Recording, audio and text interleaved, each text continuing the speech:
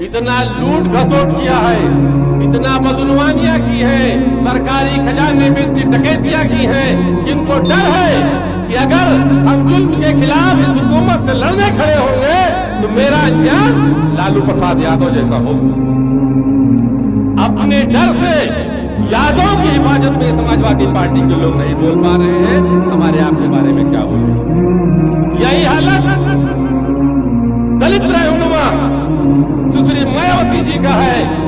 उत्तर प्रदेश में दलितों के साथ जुल्म हो रहा है और मायावती अपने एसी के कमरे से बाहर निकलने की तो बात छोड़िए, अपने मोबाइल पे ट्वीट तक नहीं करती। क्यों?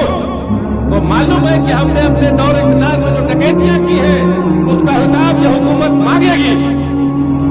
आज जरूरत इस बात भारतीय जनता पार्टी चाहती ये है कि समाज को हिंदू मुसलमान में डिवाइड कर दिया जाए। सपा बसपा के लोग चाहते हैं कि समाज को कास्ट में डिवाइड कर दिया जाए।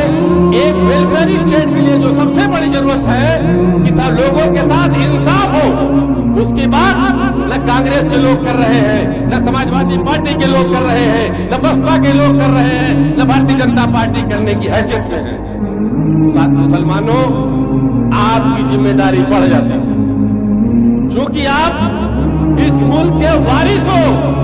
इसलिए इंसाफ को कायम करो और इंसाफ हिंदुस्तान में वाहिद एक सियासी रहनुमा है जो हक और इंसाफ की लड़ाई लड़ रहा है।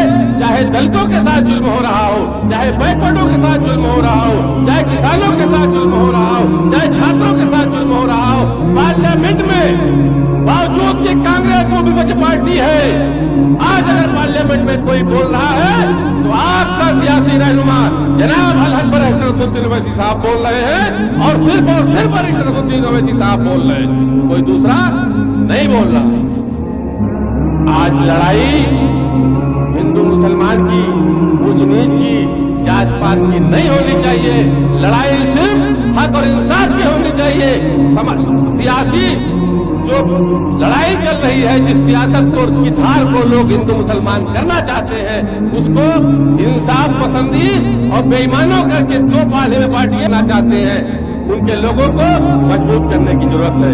इस मुल्क में जिसको आपके आबा अजदाद ने बसाया था, जिस मुल्क की बुनियाद आपके आबा अजदाद ने रखी थी, इस मुल्क में दिल्ली से हुकूमत का चलन पहले कभी नहीं था। आपके आबा अजदाद ने इस मुल्क की राजधानी दिल्ली मुकर्रर की थी। इस मुल्क की सरहदें इस तरह नहीं थी जिस तरह आज है।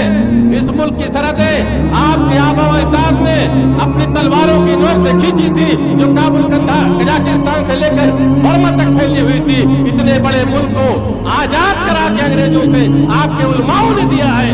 और जब ये मुल्क आजाद हो गया तो मौलाना अबुल कलाम आजाद ने कहा है, हिंदुस्तान के मुसलमानों, तुमको अपनी सियासी जमात बनाने की जरूरत नहीं है, तुमको अपनी सियासी पार्टी बनाने की जरूरत नहीं है। ये कांग्रेस के लोग तुम्हारे साथ